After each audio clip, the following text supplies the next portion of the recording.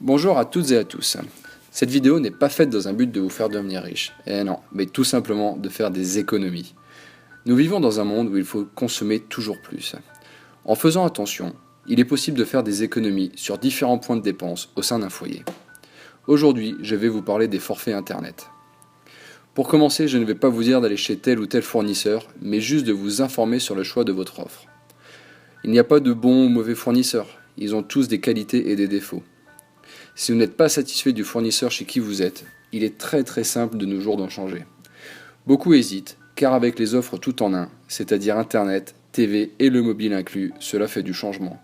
Mais au final, vous ferez de belles économies. Donc lancez-vous. Pas toujours évident de s'y retrouver avec tous les forfaits et options proposés. La première chose à faire est de faire un audit de ses besoins, c'est-à-dire fonctionner comme une entreprise et se demander si telle ou telle option est utile et s'il est possible de trouver moins cher ailleurs tout en gardant la même qualité de service.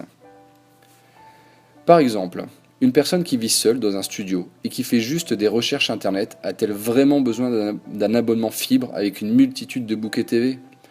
Pas si sûr. Ou encore, une famille de 4 enfants qui jouent en ligne, téléchargent des films, légalement bien sûr, qui ont plusieurs télés. Aura-t-elle besoin d'un abonnement ADSL avec un seul décodeur télé? Là encore, pas si sûr. Pour certains, cela paraîtra logique, mais pour d'autres, c'est beaucoup plus compliqué.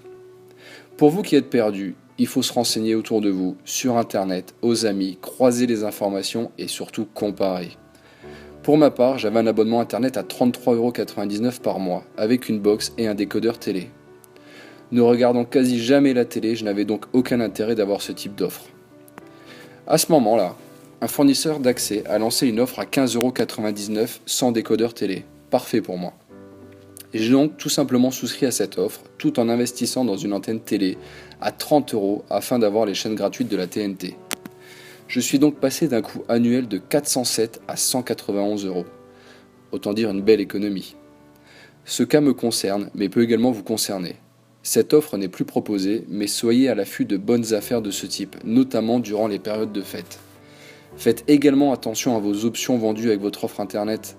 Par exemple, certains fournisseurs vous font souscrire un abonnement antivirus à 5 € par mois.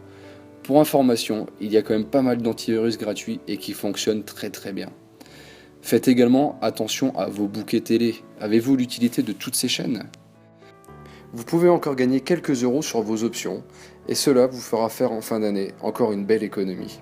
Tous ces décodeurs télé sont des objets commerciaux qui sont là dans un seul but, vous faire dépenser encore et encore. Alors soyez vigilants. Je ne rentrerai pas dans les détails techniques concernant les lignes ADSL.